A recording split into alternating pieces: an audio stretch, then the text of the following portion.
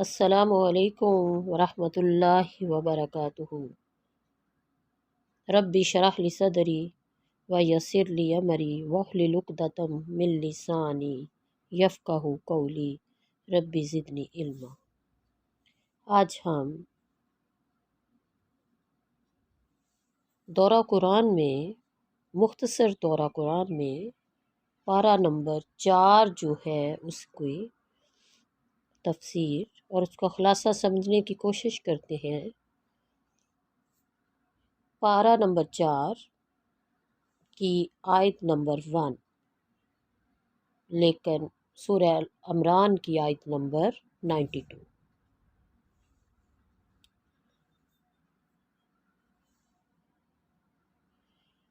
کہ لن تنالوا البر جو ہے، جہاں سے یہ پارہ سٹارٹ ہو رہا ہے، تو اس کا یعنی اس آیت کے اترنے پر صحابہ کا کیا رد عمل تھا۔ یعنی اس آیت میں یہ حکم تھا کہ اس میں سے تم جو کچھ خرچ کرو جس سے تم محبت رکھتے ہو، یعنی جان و مال، عزیز و اقارب، مال اولاد، غرض کے ہر چیز کو شامل ہے۔ یہ خطاب مسلمانوں کے لیے بھی تھا اور یہود کو بھی۔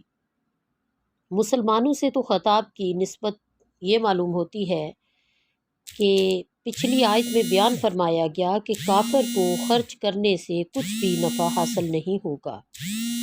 اب اس آیت میں مومنوں کو خرچ کرنے کی کیفیت بتائی جس سے آخرت میں انہیں نفع حاصل ہوگا۔ مقصد یہ ہے کہ انسان کچھ بھی فی سبیل اللہ خرچ کرتا ہے، تھوڑا ہو یا زیادہ، وہ اللہ کے علم میں ہے اور انسان کو اس کا بدلہ ضرور ملے گا۔ وہ معمولی چیز کو خرچ کرنے کو بھی عار نہ سمجھے، مگر نیکی میں کامل درجہ حاصل کرنے کے لیے ضروری ہے کہ انسان اپنی عزیز ترین چیز خرچ کرے اللہ کی راہ میں۔ تو یہ آیت سن کر بعض صحابہ کرام کے عمل کی ایک دو مثالیں ہیں کہ جب یہ آیت نازل ہوئی تو ابو طلحہ انصاری رضی اللہ عنہ رسول اللہ صلی اللہ علیہ وآلہ وسلم کی خدمت میں حاضر ہوئے اور عرض کی، یا رسول اللہ، میری جائیداد میں سے مجھے سب سے محبوب بیرہا باغ ہے جو عین مسجد نبوی کے سامنے تھا۔ نبی صلی اللہ علیہ وآلہ وسلم اس میں تشریف لے جایا کرتے تھے اور اس کا نفیس پانی پیا کرتے تھے۔ اور اے اللہ کے رسول، اللہ تعالیٰ نے فرمایا، لن تنالوا البر حتی تنفقوا مما تحبون، سو میں اسے اللہ کی راہ میں صدقہ کرتا ہوں اور اس کے اجر و ثواب کی امید رکھتا ہوں، آپ اس کے بارے میں جو چاہے فیصلہ فرما دیں۔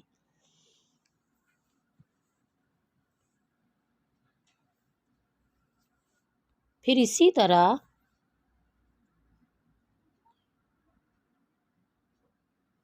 کہ دیکھیے اللہ کا کرم، دیکھیے کہ بندوں سے ان کی محبوب چیزیں اللہ نے ساری نہیں مانگی، کیونکہ اسی طرح حضرت عمر بن خطاب رضی اللہ عنہ نے عرض کیا، اے اللہ کے رسول،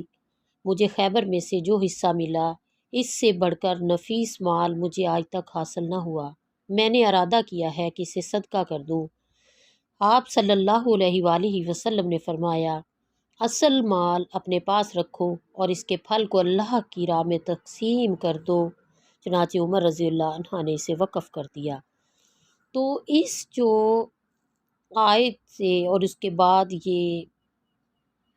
ہمیں ذکر ملتا ہے کہ اللہ کا کرم دیکھیے کہ بندوں سے ان کی محبوب چیزیں ساری نہیں مانگی، بلکہ اس میں سے کچھ خرچ کرنے کو ہی نیکی، کامل نیکی قرار دے دیا۔ پھر اسی طرح اور بھی متعدد صحابہ نے اپنی پسندیدہ چیزیں اللہ کی راہ میں خرچ کیں۔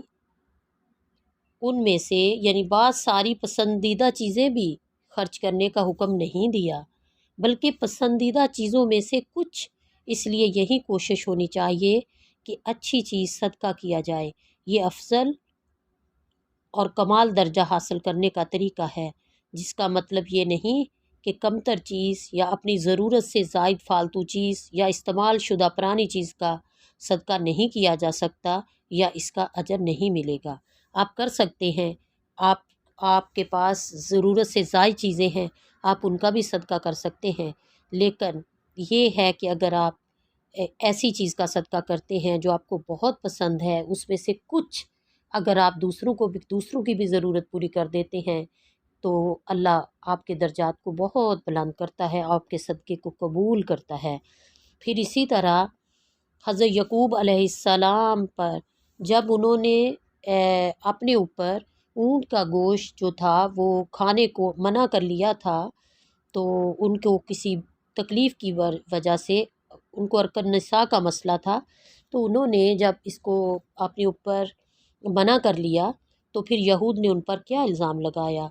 تو یہود رسول اللہ صلی اللہ علیہ وآلہ وسلم کی نبوت کے سلسلے میں یہ اعتراض بھی کیا کرتے تھے کہ یہ پیغمبر خود کو ملت ابراہیمی کی اتباع کا دعوے دار بناتا ہے اور اونٹ کا گوشت کھاتا ہے، حالانکہ اونٹ کا گوشت تو ملت ابراہیمی پر حرام ہے۔ اس پر یہ آیات نازل ہوئی کہ تورات کے اترنے سے پہلے تو یہ سب چیزیں حلال تھیں، پھر ملت ابراہیمی میں کیسے حرام ہو سکتی ہیں؟ اگر تم اپنے دعوے میں سچے ہو تو تورات میں کوئی ایک بھی دکھاؤ کہ بتاؤ کہ یہاں پر اس کے بارے میں اترا ہے کہ یہ حرام ہے، تو ورنہ اللہ تعالیٰ پر اس قسم کے بہتان گڑنے سے پہلے باز رہو، یعنی اللہ پر ایسے بہتان مت لگاؤ۔ اللہ نے کہیں بھی اونٹ کے گوشت کو حرام قرار نہیں دیا، اور اس طرح کی اس قسم کے بہتان گڑنے سے باز رہو۔ پھر ابن کثیر میں یہ روایت ہے، پھر اللہ تعالیٰ نے فرمایا یہود کا دعویٰ غلط ہے، حضرت ابراہیم علیہ السلام کے دین میں یہ چیزیں حرام نہیں تھی، ہاں البتہ بعض چیزیں حضرت یعقوب علیہ السلام یعنی بنی اسرائیل نے خود اپنے اوپر حرام کر لی تھی، اور وہ یہی اونٹ کا گوشت اور اس کا دودھ تھا۔ اس کی وجہ نظر یا بیماری تھی، اور حضرت یعقوب علیہ السلام کا یہ فعل بھی نزول تورات سے پہلے کا ہے، اس لیے کہ تورات تو حضرت ابراہیم علیہ السلام و حضرت یعقوب علیہ السلام کے بہت بعد نازل ہوئی، پھر تم کس طرح یہ دعویٰ کر سکتے ہو؟ علاوہ تورات میں تو بعض چیزیں تم یہودیوں پر تمہارے ظلم اور سرکشی کی وجہ سے حرام کی گئی تھی۔ اس میں یہ تھا کہ حضرت یعقوب علیہ السلام جو تھے ان کو مرض جو تھا وہ ارکل نساء کے مرض میں مبتلا ہوئے، تو انہوں نے صحت یاب ہونے پر بطور نظر اونٹ کا گوشت حرام قرار دے دیا، اور اونٹ کا گوشت اور دودھ دونوں انہوں نے اپنے اوپر حرام قرار دے دیے کہ یعنی میں یہ نہیں کھاؤں گا۔ تو پھر اسی طرح قرآن نے اس قسم کی نظر سے اور حلال کو حرام کرنے سے منع فرما دیا ہے۔ اس کا جواب یہ ہے کہ حضرت یعقوب علیہ السلام جب سخت بیمار ہو گئے تھے، ان کی بیماری بہت طول اختیار کر گئی، تو انہوں نے یہ نظر مانی تھی کہ اگر اللہ تعالیٰ انہیں شفا عطا فرما دے تو وہ اپنے پسندیدہ کھانے اور پسندیدہ مشروب کو ترک کر دیں گے، اور ان کا پسندیدہ کھانا اونٹ کا گوشت اور پسندیدہ مشروب اونٹ کا دودھ تھا۔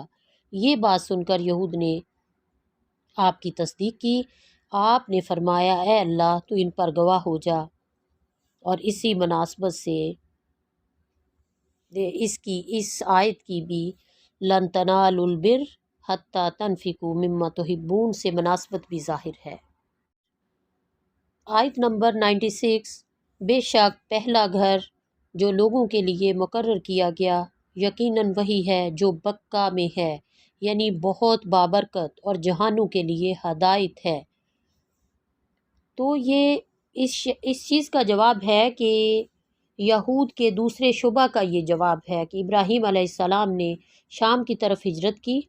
اور ان کی اولاد میں سے تمام انبیاء شام میں ہوئے۔ ان کا قبلہ بیت المقدس تھا، اور مسلمانوں نے اس قدیم قبلہ کو چھوڑ کر کعبہ کو قبلہ بنا لیا ہے۔ پھر یہ ملت ابراہیم کے متبع کیسے ہو سکتے ہیں؟ قرآن نے بتایا کہ دنیا میں سب سے پہلا عبادت خانہ تو کعبہ ہے جو بکہ میں ہے۔ بکہ مکہ کا ہی نام ہے جسے اللہ تعالیٰ نے شرف قبولیت بخشا۔ اس پر بہت سی واضح دلیلیں بھی آ چکی ہیں، اور مکہ کے کئی دوسرے نام بھی ہیں۔ ان میں مکہ کو بہت سے دوسرے ناموں سے یاد کیا جاتا ہے۔ ان میں ام القریٰ اور بکہ تاریخ میں زیادہ مشہور ہیں۔ اس کے علاوہ شہر کعبہ، بیت الحرام اور بیت العتیق بھی اس کا نام آتا ہے۔ اور قرآن نے بتایا کہ دنیا میں پہلا عبادت خانہ تو کعبہ ہے جو بکہ میں ہے۔ بکہ مکہ ہی کا نام ہے جسے اللہ تعالیٰ نے شرف قبولیت بخشا۔ اور پھر اس دور جاہلیت میں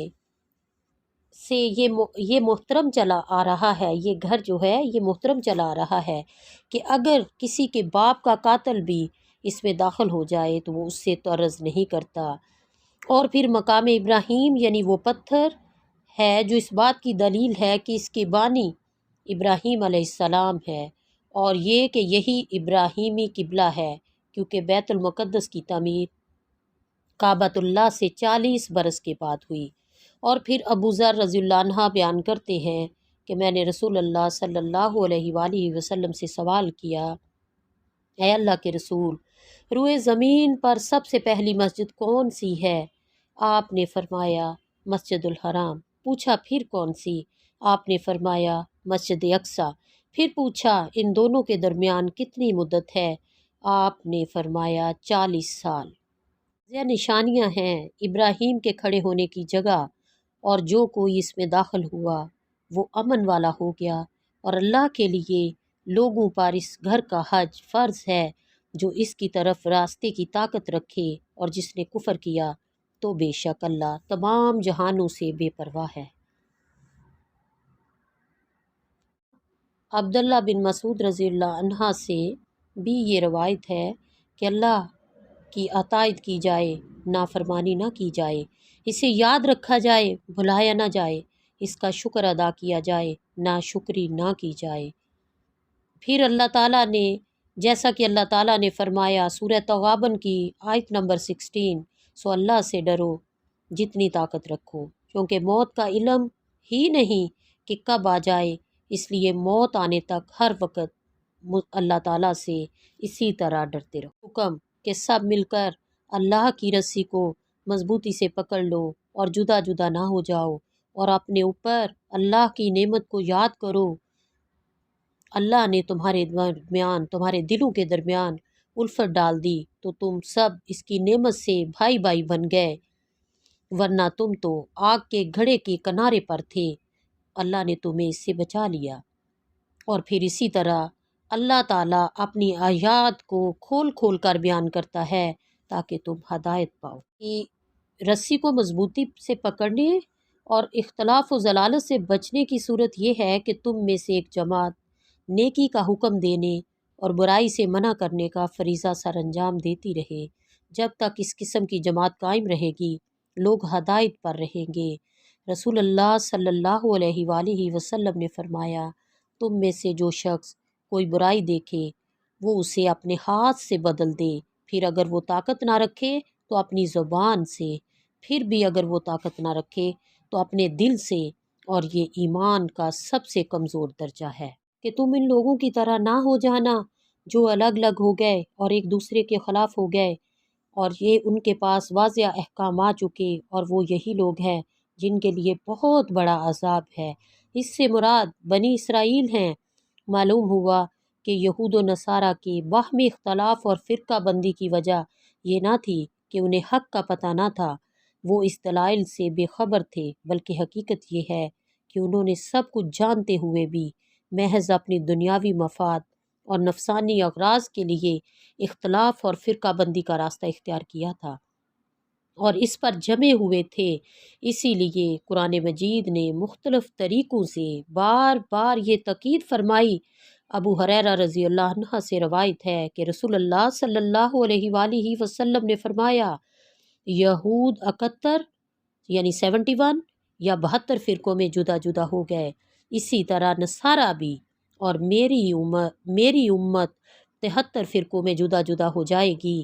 اس لیے آپ صلی اللہ علیہ وآلہ وسلم نے فرمایا سب آگ میں جائیں گے مگر ایک۔ پوچھنے پر بتایا گیا پوچھنے پر بتایا آپ نے بتایا کہ یعنی کون؟ آپ نے فرمایا وہ جو میرے طریقے پر، مگر ایک کا مطلب یعنی صرف ایک فرقہ ہوگا۔ آپ نے فرمایا صرف وہ جس طریقے پر میں اور میرے اصحاب ہیں، جو اس طریقے پر چلے گا۔ اللہ تعالیٰ نے قرآن میں روشن دلائل اور سنت کریمہ کی صورت میں خوب اچھی طرح ہمیں سمجھا دیا ہے، مگر ہم تو اپنی فرقہ بندیوں پر جمے ہوئے ہیں اور پہلی امتوں کی طرح اپنی عقل و ذہانت کا سارا زور پہلی امتوں کی طرح مکروہ شغل میں ضائع کیے جا رہے ہیں۔ آیت نمبر 113 میں جب کچھ ساتھی، حضرت عباس رضی اللہ عنہ سے نقل ہے کہ جب عبداللہ بن سلام، صعبلہ بن سعید، اسید بن سعید، اسد بن عبید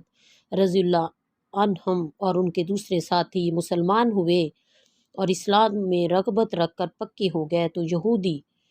ان کو بے ایمان لوگ کہنے لگے کہ محمد صلی اللہ علیہ وآلہ وسلم کے پیچھے تو صرف برے لوگ ہی لگے ہیں، اگر وہ اچھے لوگ ہوتے، یعنی وہ ہمارے اچھے لوگ ہوتے تو اپنے آبا کا دین چھوڑ کر غیر اللہ کی طرف نہ جاتے،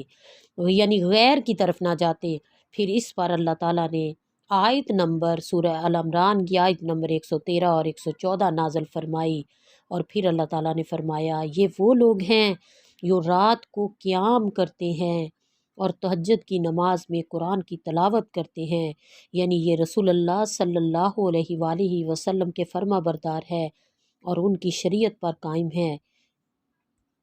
اور یوم آخرت پر یقین رکھتے ہیں اور نیکی کا حکم دیتے ہیں اور برائی سے منع کرتے اور اچھے کاموں میں ایک دوسرے سے جلدی کرتے ہیں، اور یہ صالحین کی جماعت ہے۔ اور پھر یہ بھی کہا کہ جو نیکی بھی کرے اس میں اس کی بے قدری ہرگز نہ کی جائے، اور اللہ متقی لوگوں کو خوب جاننے والا ہے۔ آیت نمبر 121 سے غزوہ احد کا بیان۔ پھر غزوہ احد جو تھی وہ 3 شوال 3 ہجری کو ہوا۔ غزوہ بدر میں ذلت میں شکست، 70 آدمی قتل اور 70 قید ہونے کے بعد مشرکین نے جوش و انتقام میں مدینہ پر حملہ آور ہونے کا منصوبہ بنایا اور ارد گرد سے مختلف قبائل کو جمع کر کے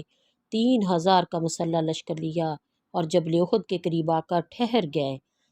رسول اللہ صلی اللہ علیہ وآلہ وسلم نے صحابہ سے مشورہ کیا، بعض نے مدینہ میں رہ کر لڑنے کا مشورہ دیا، جبکہ بعض پرجوش نوجوانوں نے جو بدر میں شریک نہیں ہو سکے تھے میدان میں نکل کر لڑنے پر اصرار کیا۔ آپ ان کی رائے کے مطابق 1000 کی جماعت لے کر باہر نکلے۔ مقام شہود پر عبداللہ بن ابی نے مسلمانوں کو دھوکہ دیا اور اپنے 300 ساتھیوں کے ساتھ لوٹ آیا۔ اس سے بعض مسلمانوں کے حوصلے بھی پست ہو گئے۔ رسول اللہ صلی اللہ علیہ وآلہ وسلم نے 700 صحابہ کی یہ جماعت لے کر آگے بڑھے اور احد کے قریب وادی میں فوج کو راستہ کیا۔ اسلامی فوج کی پشت پر جبل احد تھا اور ایک جانب ٹیلے پر عبداللہ بن جبیر کی سرگردگی میں 50 تیر اندازوں کا دستہ متعین تھا۔ آپ صلی اللہ علیہ وآلہ وسلم نے انہیں حکم دیا تھا کہ اگر تم دیکھو کہ پرندے ہمارے جسموں کو نوچ رہے ہیں تو پھر بھی اس جگہ کو نہ چھوڑنا یہاں تک کہ میں تمہیں حکم نہ دوں، یعنی پیغام نہ پہنچاؤں۔ مگر ان میں سے اکثر لوگ کفار کو پسپا ہوتے دیکھ کر نیچے اتر آئے اور اس گھاٹی کو چھوڑ دیا، جس سے مشرکین کو عقب سے حملہ کرنے کا موقع مل گیا، اور اس اچانک حملے سے مسلمانوں کے پاؤں اکھڑ گئے۔ رسول اللہ صلی اللہ علیہ وآلہ وسلم اور چند صحابہ کرام آپ کے ساتھ ثابت قدم رہے۔ اس موقع پر رسول اللہ صلی اللہ علیہ وآلہ وسلم کے دانت مبارک بھی شہید ہو گیا، سر اور پیشانی مبارک پہ بھی زخم ہو گئے۔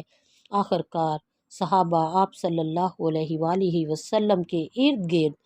دوبارہ جمع ہوئے، جس سے میدان جنگ کا نقشہ بدل گیا اور دشمن کو ناکام ہو کر لوٹ جانا پڑا۔ پیٹ میں کہ نفع نقصان کا کوئی انسان یا نبی یا پیغمبر کوئی بھی مالک ہو سکتا ہے، یعنی نبی صلی اللہ علیہ وآلہ وسلم کا اس میں کتنا اختیار ہے، تو اس میں فرمایا گیا، اس آیت سے یہ بات واضح ہو جاتی ہے کہ بیر معونہ پر جن قبائل نے آپ صلی اللہ علیہ وآلہ وسلم کے 70 صحابہ کو دھوکے سے قتل کیا تھا، ان کے خلاف اور جنگ احد میں مشرکین کی طرف سے جو لوگ پیش تھے ان کے خلاف رسول اللہ صلی اللہ علیہ وآلہ وسلم نے نام لے لے کر دعائے قنوت شروع کی۔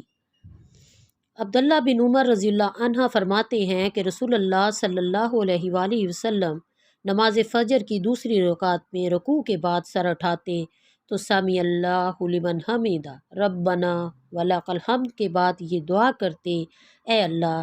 فلاں فلاں اور فلاں پر لعنت فرما۔ چنانچہ پھر اللہ تعالیٰ نے یہ آیت نازل فرمائی، لیسا لاکی من الامر شیء، تیرے اختیار میں اس معاملے سے کچھ بھی نہیں، یعنی فرمایا اللہ نے ان تمام لوگوں کو جن کا نام لے کر آپ لعنت فرماتے تھے توبہ کی توفیق عطا فرمائی اور وہ لوگ مسلمان ہو گئے۔ اس سے معلوم ہوا کہ مختار کل اور عالم الغیب صرف اللہ وحدہ لا شریک لہ ہی ہے، ورنہ آپ اپنے عزیز چچا کو ضرور مسلمان کر لیتے اور احد اور بیر معونہ میں ظلم کرنے والوں کو ضرور ملعون کروا لیتے۔ اس حدیث سے یہ بھی معلوم ہوا کہ قنوت نازلہ میں کسی کافر کا نام لے کر لعنت کرنا جائز نہیں۔ کیا خبر اللہ تعالیٰ اسے توبہ کی توفیق بخشتے۔ ہاں، عام کفار پر لعنت درست ہے اور یہ رسول اللہ صلی اللہ علیہ وآلہ وسلم سے ثابت بھی ہے۔ آیت نمبر 129، اور اللہ ہی ہے جو کچھ آسمانوں اور جو کچھ زمین میں ہے، وہ جسے چاہتا ہے بخش دیتا ہے اور جسے چاہتا ہے عذاب دیتا ہے، اور اللہ بے حد بخشنے والا نہایت رحم کرنے والا۔ وہ جو ایمان لائے ہو مت کھاؤ سود کئی گنا جو دگنے کیے ہوئے ہوں، اور اللہ سے ڈرو تاکہ تم فلاح پاؤ۔ اللہ تعالیٰ نے سود کو مرکب حرام اور سود مفرد کو حلال ثابت کرنے کی یہاں پر یعنی جو لوگ کوشش کرتے ہیں تو اللہ نے سود خوروں کی یہاں سنگ دلی بیان کی ہے۔ زمانہ جاہلیت میں بہت سے لوگ دوسروں کو سودی قرض دیا کرتے تھے، جب قرض کی میعاد ختم ہو جاتی تو مقروض سے کہتے کہ قرض ادا کرو ورنہ سود میں اضافہ کرو۔ قرض نہ ادا کرنے کی صورت میں میعاد میں توسیع کر دی جاتی اور سود کی رقم میں بھی اضافہ کر دیا جاتا، اور اس آیت میں اسی لیے فرمایا گیا کہ سود حرام ہے، یعنی مرکب سود حرام ہے اور سادہ جائز ہے۔ اسلام میں ہر قسم کا سود جو ہے وہ حرام ہے، صرف قرض کی ایک صورت جائز ہے، یعنی قرض آپ نے کسی سے لیا اور پھر آپ آرام سے جب مرضی قرض ادا کر دیں اور قرض کے لیے مہلت لے لیں، لیکن سود جو ہے وہ حرام ہے۔ اگر تم توبہ کر لو تو تمہیں اپنے اصل مال لینے کی اجازت ہے، نہ کہ تم ظلم کرو گے اور نہ ہی تم پر ظلم کیا جائے گا۔ آیت 134 میں الکاظمین الغیظ میں جو ہے اس میں یہ حکم ہے کہ جو خوشی اور تکلیف میں خرچ کرتے ہیں اور غصے کو پی جانے والے، یعنی الکاظمین الغیظ میں جو ہے یہ غصے کو پی جانے والے اور لوگوں سے درگزر کرنے والے۔ ان آیات میں ان لوگوں کی صفت بیان کی گئی ہے کہ وہ غصہ سے مغلوب ہونے کی بجائے اس پر قابو پا لیتے ہیں۔ رسول اللہ صلی اللہ علیہ وآلہ وسلم نے فرمایا، پہلوان ہرگز وہ نہیں جو بہت زیادہ پچھاڑ دینے والا، بلکہ پہلوان وہ ہے جو غصے کے وقت اپنے آپ پر قابو میں رکھے۔ یعنی اکثر یہ ہوتا ہے کہ باتوں کو دل میں رکھ لینا اور غصے کو پی جانا، یہ ایمان والوں اور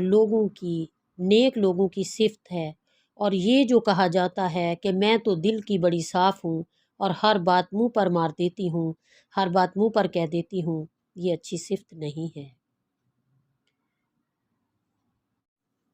ایک عربی عبارت میں تحریر ہے کہ ان الجنہ تحت ظلال السیوف،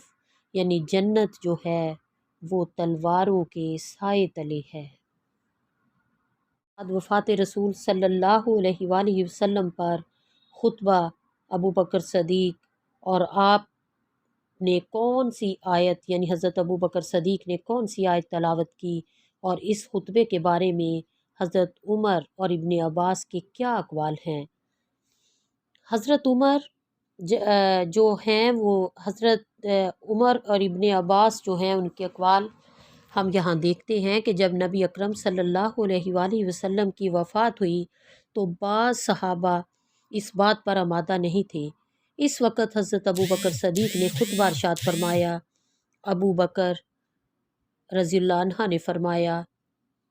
کہ تم میں سے جو محمد صلی اللہ علیہ وآلہ وسلم کی عبادت کرتا تھا تو بے شک محمد صلی اللہ علیہ وآلہ وسلم فوت ہو گئے ہیں، اور جو اللہ کی عبادت کرتا تھا وہ تو بے شک اللہ زندہ ہے، کبھی فوت نہیں ہوگا۔ پھر اللہ تعالیٰ نے فرمایا ہے وما محمد الا رسول اللہ قد خلت من قبلہ الرسل۔ یہ مکمل آیت آپ نے تلاوت کی یعنی حضرت ابو بکر صدیق نے، اور پھر ابن عباس روایت کرتے ہیں اللہ کی قسم ایسا معلوم ہو رہا تھا کہ لوگ جانتے ہی نہ تھے کہ اللہ نے یہ آیت نازل فرمائی ہے۔ سعید بن مسیب سے روایت ہے کہ عمر رضی اللہ عنہ نے فرمایا اللہ کی قسم میں نے ابو بکر سے جب اس آیت کی تلاوت سنی تو میں کھڑے کا کھڑا رہ گیا، میرے پاؤں مجھے اٹھا نہیں رہے تھے یہاں تک کہ میں گر گیا۔ یہ بخاری میں مغازی باب المرض نبی صلی اللہ علیہ وآلہ وسلم و وفات 4452 میں ریفرنس ہے۔ اور پھر حسب اللہ کا پس منظر اور حضرت محمد صلی اللہ علیہ وآلہ وسلم اور حضرت ابراہیم علیہ السلام کس طرح اس آیت کے مصداق بنے، یہ اس کی آیت نمبر سورہ ال عمران کی آیت نمبر 173 میں ہے۔ اسی طرح کہ جب ابو سفیان کو جو اس وقت مشرکین کی قیادت کر رہا تھا مسلمانوں کے تعاقب کی اطلاع ملی تو اس نے ایک تجارتی قافلے کے ذریعے سے رسول اللہ صلی اللہ علیہ وآلہ وسلم کو یہ چیلنج بھیجا کہ میں نے بڑا لاؤ لشکر جمع کر لیا ہے اور میں مدینہ پر پھر سے حملہ کرنے والا ہوں۔ یہ سن کر مسلمانوں میں خوف اور کمزوری کی بجائے مزید ایمانی قوت پیدا ہوئی، اور آپ صلی اللہ علیہ وآلہ وسلم اور صحابہ نے کہا حسبنا اللہ و نعم الوکیل، ہمیں اللہ کافی ہے اور وہ اچھا کارساز ہے۔ یہ ابن کثیر کی روایت ہے۔ عبداللہ بن عباس فرماتے ہیں کہ حسبنا اللہ و نعم الوکیل کا کلمہ ابراہیم علیہ السلام نے اس وقت کہا جب انہیں آگ میں ڈالا گیا، اور محمد رسول اللہ صلی اللہ علیہ وآلہ وسلم نے اس وقت کہا جب لوگوں نے کہا ان الناس قد جمعوا لکم، بے شک لوگوں نے تمہارے لیے فوج جمع کر لی ہے سو ان سے ڈرو، تو اس بات نے انہیں ایمان میں زیادہ کر دیا اور انہوں نے کہا حسبنا اللہ و نعم الوکیل، ہمیں اللہ ہی کافی ہے اور وہ اچھا کارساز ہے۔ یعنی مال جو نہیں دیتے ایسے لوگوں کے لیے قرآن میں کیا وعید آئی ہے۔ تو آیت آل عمران سورہ یعنی آل عمران کی آیت نمبر 180، سورہ آل عمران کی آیت نمبر 180 کی روشنی میں ایسے لوگوں کو توق پہنایا جائے گا۔ رسول اللہ صلی اللہ علیہ وآلہ وسلم نے فرمایا جو شخص کو اللہ تعالیٰ نے کچھ مال دیا اور وہ اس کی زکوٰۃ ادا نہیں کرتا،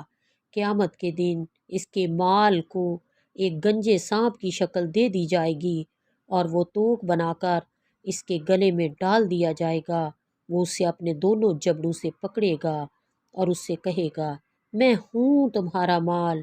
میں ہوں تمہارا خزانہ۔ پھر نبی صلی اللہ علیہ وآلہ وسلم نے یہ آیت جو تھی وہ تلاوت فرمائی، اپنے گھر والوں کے حقوق ادا کرو جو انسان پر واجب ہیں، بخل سے کام نہ لو، یعنی گھر والوں کو انان و نفقہ، مہمان نوازی، جہاد کی تیاری، زکوٰۃ و عشر وغیرہ ادا کرو۔ پھر حضرت ابو بکر صدیق رضی اللہ عنہ نے فرمایا کہ اس سے بڑی بیماری کیا ہو سکتی ہے کہ کوئی انسان جب زکوٰۃ ادا نہ کرے، یعنی اور پھر اس آیت میں جب ہے کہ وَلِلَّهِ المیراث، یعنی جب زمین و آسمان کی ہر چیز اللہ ہی کی میراث اور ملکیت ہے، تو جس مال کے بظاہر تم وارث بنائے گئے ہو اور اس میں بخل کیوں کرتے ہو؟ شاہ عبد القادر رحمہ اللہ بھی لکھتے ہیں اللہ وارث ہے، آخر تم مر جاؤ گے اور مال اسی کا ہو کر رہے گا، اگر تم اپنے ہاتھ سے دو تو ثواب پاؤ گے۔ آخری دو آیات کے بارے میں نبی اکرم صلی اللہ علیہ وآلہ وسلم کا کیا معمول تھا؟ ان فی خلق السماوات والارض، اس آیت 190 سے آخر صورت تک آیات کی بڑی فضیلت ہے۔ رسول اکرم صلی اللہ علیہ وآلہ وسلم رات کو تہجد کے لیے اٹھتے تو ان آیات کی تلاوت کیا کرتے تھے، اور یہ جو آیت ہے ان فی خلق السماوات والارض واختلاف اللیل والنہار لآیات لأولی الالباب، یہ بے شک آسمانوں اور زمین میں پیدا کرنے اور رات کے دن میں بدلنے میں عقل والوں کے لیے یقیناً بہت بڑی نشانیاں ہیں، کیونکہ ان آیات میں ہم کائنات کے آسمان کی تخلیق اور کائنات کے دیگر اسرار و رموز پر غور کرتے ہیں، انہیں کائنات اور خالق اور اس کے اصل فرمانرواں کی ہمیں پہچان ہوتی ہے کہ آخر اتنی طویل و عریض کائنات کا یہ لگا بندہ نظام جس میں ذرا برابر بھی خلل نہیں آتا، یقیناً اس کے پیچھے ایک ذات ہے جو اسے چلا رہی ہے، اور وہ اللہ ہی کی ذات ہے۔ اس میں عقلوں والوں کے لیے اللہ کی توحید اور اکیلے مالک ہونے کی اور اللہ تعالیٰ کی حکمت اور کارگری کی اور اللہ کی قدرت اور حاکمیت کی بہت سی نشانیاں ہیں۔ اور پھر اسی طرح غیر مسلم قومیں ان چیزوں پر غور میں مصروف ہیں، اور چونکہ ان کا ہدف ہی دنیا ہے، اس لیے دنیا کے بے شمار فائدے ان کو حاصل ہو رہے ہیں، بلکہ انہیں فنون کے ذریعے سے انہوں نے مسلمانوں کو مغلوب کر رکھا ہے۔ ہدف کی غلطی کی وجہ سے انہیں ذات باری تعالیٰ کی وحدانیت کو سمجھنے کی تو توفیق نہیں ہوئی۔ کاش مسلمان ان فنون میں بھی پوری طرح حصہ لیتے تو یہ سارے علوم دین کی سربلندی اور توحید کی دعوت کا زبردست ذریعہ بنتے اور دنیا پر غلبے کے کام آتے، کیونکہ مسلمان تو ربنا آتینا فی الدنیا حسنۃ وفی الآخرۃ حسنۃ وقینا عذاب النار کا ہدف سامنے رکھتا ہے۔ اس کا زمانہ نزول اور اس کا موضوع کیا ہے؟ تو سورہ نساء جو ہے یہ آپ پارہ نمبر جو ہے 4 اس کی آخری رکوع میں آتی ہے، اور سورہ نساء مدنی صورت ہے۔ ام المومنین حضرت عائشہ صدیقہ رضی اللہ عنہا فرماتی ہیں سورہ بقرہ اور سورہ نساء ایسے زمانے میں نازل ہوئی جب میں رخصتی کے بعد رسول اللہ صلی اللہ علیہ وآلہ وسلم کے گھر آ چکی تھی۔ یہ بخاری کی حدیث 4993۔ عورتوں کے مسائل کی وجہ سے اس کا نام سورہ نساء ہے۔ اور پھر حق و وراثت ادا نہ کرنے والوں کے لیے کیا وعید ہے، اور حق کے وراثت ادا کرنے والوں کے لیے کیا بشارت ہے۔ اللہ تعالیٰ نے وراثت کو حدود اللہ قرار دیا، نافرمانی اور اللہ کی حدود کی پامالی کی صورت میں ہمیشہ کی آگ اور عذاب مہین کی سزا سنائی ہے، اور اس حکم کی اطاعت پر جنت اور فوز عظیم کا وعدہ فرمایا ہے، لیکن حق کسی کے حقوق کو کھانا پھر اس پر سخت عذاب بھی ہے۔ پھر اس کے بعد اسی پارہ میں تالیف قلب کی دعا اللہم الف بین قلوبنا واصلح ذات بیننا واہدنا سبل السلام، یا اللہ ہمارے اس عمل کو قبول فرما اور ہم سے راضی ہو جا، یا اللہ ہمارے اساتذہ کی زندگیوں میں برکتیں عطا فرما اور ہم سب کو اس پر عمل کرنے کی توفیق عطا فرما۔ السلام علیکم ورحمۃ اللہ وبرکاتہ۔